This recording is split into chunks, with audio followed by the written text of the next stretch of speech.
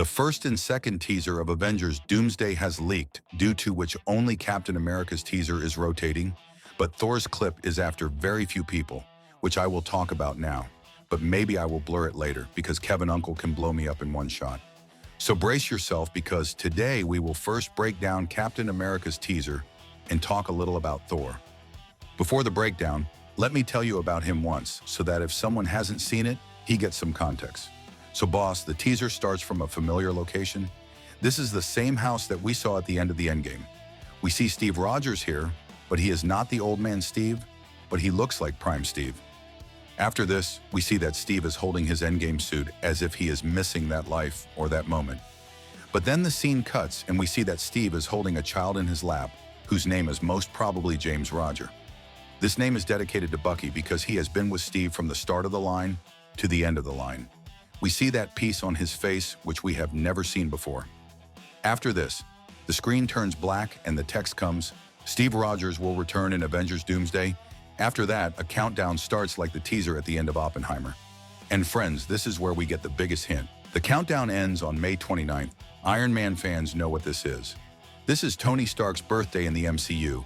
And if this seems like a coincidence, then I think not. And this is where Tony's adoption theory comes in. And yes, this is not a twist for a Doomsday movie. Actually, Tony was not Howard's real son in the comics. His real son's name was Arno Stark. But if we talk about the Doomsday context, then there are chances that before Loki, when He Who Remains was at the end of time. Then he told Steve that if you want to stay here, then you will have to change some events or else there can be a problem in the future. One of which could be that he must have asked Victor to be adopted by Howard so that he could become Tony Stark in the future.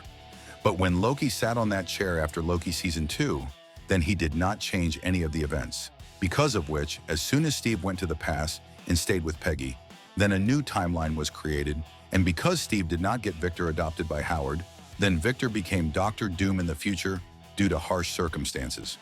Now until Doctor Doom grew up and became powerful, Steve Rogers has become old in this universe, and now the incursion has come.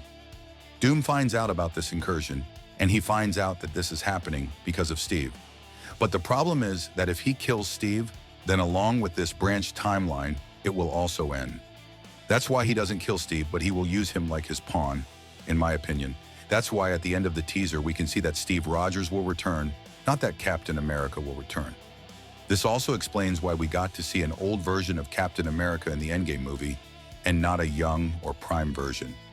Apart from this, it also makes it clear that the rumors that Doctor Doom will kill Steve, because of which the incursion is happening, that also gets countered here.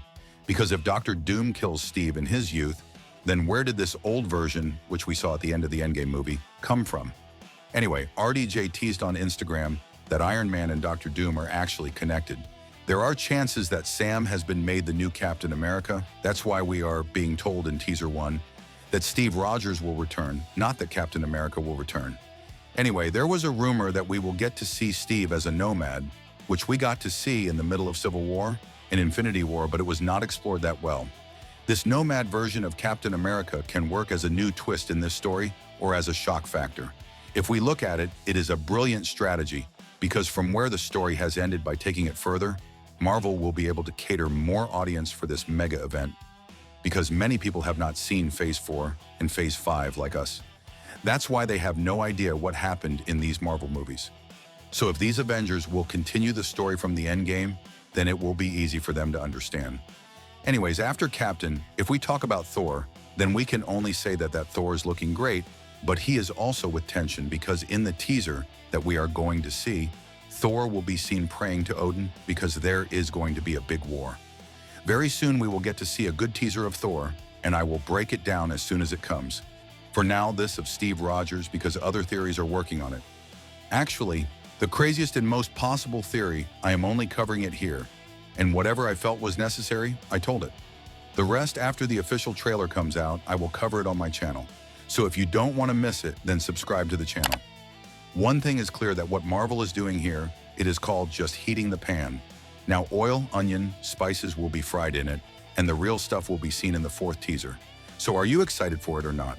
Do let me know in the comment section if you got to know anything new from this video, then like the video. See you in a new video with a new topic.